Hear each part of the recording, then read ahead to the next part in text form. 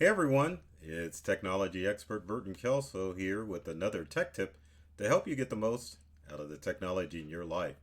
Today we're talking about privacy settings in Windows and Macintosh computers. You may not know this, but there's a good possibility that both the current operating systems Windows 10 and Mac OS Catalina may be spying on you and your surfing habits. So what can you do? Well, the challenge is there's a couple of things you can do as far as your privacy settings are concerned, but the main thing is that you need to understand the revolution or the evolution, not revolution. It could be a revolution, but it's not. The evolution of operating systems for desktop computers. Most operating systems for desktop computers, whether it be, well, not necessarily Linux, but our main players, Macintosh and Windows, have evolved where they can track what you do and to target ads based on your operating system. Well, the good thing is that you can turn those settings off, but it's important to understand that your desktop computer, especially if you have an internet connection, is connected and it has to talk to home base. So whether it be a Windows or Mac computer, it has to talk to either Apple or Microsoft in order to download those important updates that essentially keep your computer safe and secure from all of the cyber threats that are going on out there. Windows and Mac computers work best when they're left on all the time. So if you've got an iMac or Mac Mini that you wonder if you should leave on or off, or a Windows computer that you want to know if you should leave on and off, the best way to do is to leave it on so it gets those updates. But at the same time, you want to make sure that you protect your privacy so that people can't see what you're doing, or the manufacturers can't see what you're doing too. Pretty simple, probably one of the easiest tech tips that I've shared as far as changing your privacy settings in your operating system. So luckily I'm talking about Windows and Mac today. So we're going to switch screens, go to the desktop of a Windows computer, then we'll work on you Mac users to change those settings as far as your privacy is concerned.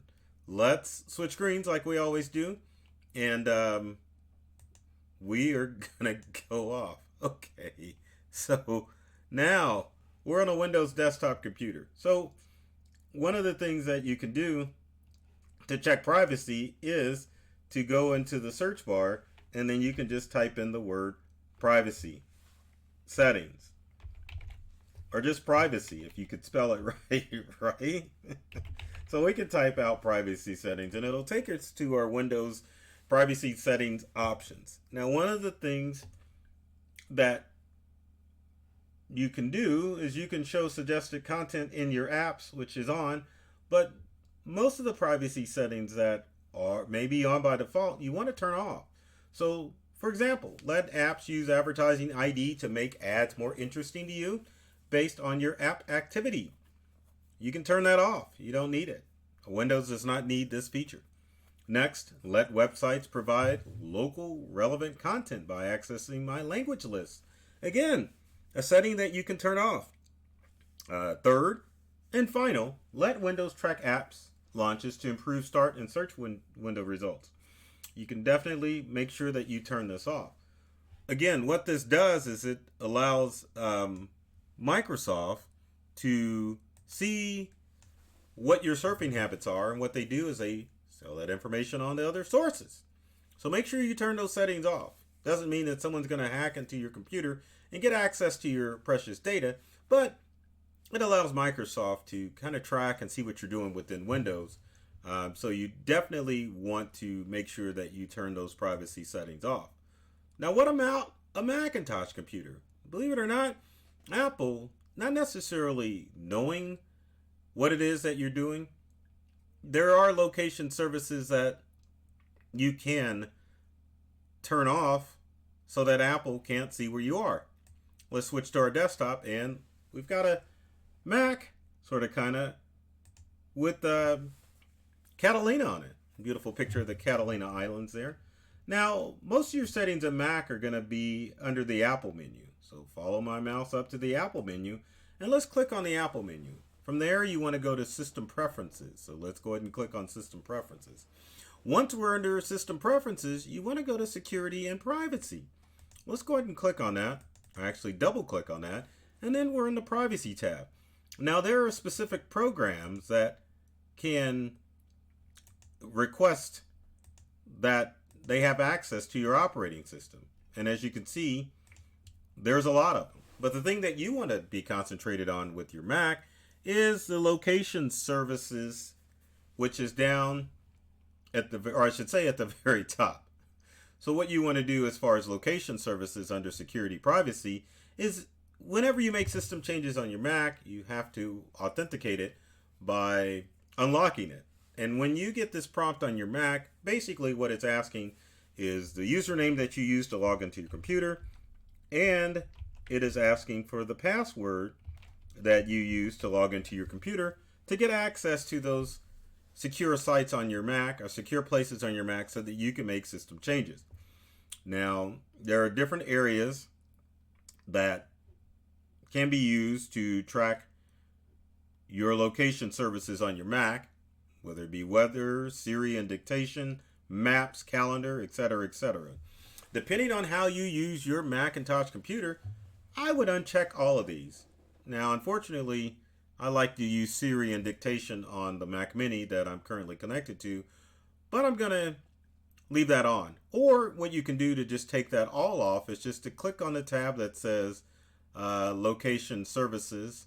And I won't do this, but if you don't want Mac to use your location services, definitely turn that feature off. Pretty simple tip as far as making sure that your Mac is not letting Apple know where you are, and at the same time it's just a good safety precaution just in case your Mac Apple ID password falls into the wrong hands. Now let's talk about something else that we should share as far as location services too, and that's how your Apple and Windows computer logs into your operating system. Because the challenge is that Windows and Microsoft want you to use, not Windows and Microsoft, Windows and Apple want you to use online accounts that basically can leave your information prone if you use an online account. Now let's switch to Windows and we'll talk about how that works. Now in a Windows operating system, there's two ways that you can log in. You can log in using a local account, or you can log in using an online account. Now if we go to Control Panel, and then once we scroll down to Control Panel, go to User Accounts, we can change our account preferences by, and I went too fast, under the section that says make changes to my account under PC settings. What this does is it allows you to use an online account, or you can use a local account.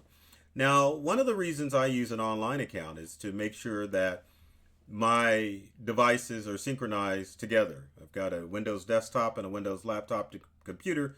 Same thing on the Apple side. I've got a MacBook Pro and I have a Mac Mini. And I like those devices to synchronize. But if you're not a cloud user, you might want to consider turning those features off. So let's go back to our desktop. So there is the info. I've got a Microsoft account, so I can manage all my settings and stuff with the Microsoft account. Now I would recommend for most of you users to sign in with a local account instead. It basically keeps a lot of your information off of the web, because if you sign on with a Microsoft account, every device that's signed on with a Microsoft account, and it doesn't matter the brand of a Windows computer, it has location services enabled with that too. If you switch to a local account, like I specified here, you basically just keep all that information localized, and you can do that on your desktop and your laptop computer. Now, let's go to our Apple virtual machine and look at the settings in the same place, because you can have an online account with an Apple device, and that's basically when you enter your Apple ID into your Mac. So if we go to the menu here and we go to System Preferences, let's go to System Preferences and see if I can do this off of the top of my head. We go to Internet Accounts. That's probably the wrong section to go to because that's email. That would be one way that you could get access to your stuff. But basically, at the very top where you see the Apple ID, iCloud, Media, and App Store, if you see that, that means that your Macintosh is logged in with your Apple ID. Now the good news is that your Mac is logged in with your Apple ID. All your devices are controlled with iCloud, and you can go to iCloud.com and see where all of those settings are as far as your Macintosh is concerned. It's good as far as locating Macs, locating your iPhone or iPad. So overall, it's a good situation to have. But at the same time, if you want to keep things a little private and central, then you probably want to log out with your Apple ID, and there you go. You can see everything that's logged in with the Apple ID. And there's all the devices that are there too, and iCloud is set up as well. But one of the things that you might want to consider, if you don't want all that stuff compromised, number one, use a secure password with your online accounts. But number two, you don't have to log in with an Apple ID or an online account with your Microsoft computer. You can go ahead and turn those features off and still have full access to all of the items that you use on your Mac. Now, like I said, again, I don't mind having this turned on because I'm using all of this with an Apple ID. But if you don't want your devices linked and you just want to keep everything centralized, feel free to log out of your Microsoft account or your Apple account to kind of keep things a little more safe, secure. Again, if you want to synchronize all of your information in the cloud with your Apple device and your Microsoft account, be sure to use safe and secure passwords or passphrases to ensure that your information is safe in the cloud. So with that being said, if you have any comments or questions about this tech tip in keeping your Macintosh or Windows computer secure, leave them in the comment section below. If you want to see more tech tips like this one, be sure to either subscribe to my company Integral, a finger went over too far, or myself, Burton Kelsel, the technology expert, on YouTube or on all of the social media platforms, always sharing tips and tricks designed to help you get more from the technology that you use in your home or business. So take care of yourself and do many things to make you smile, and thanks for watching.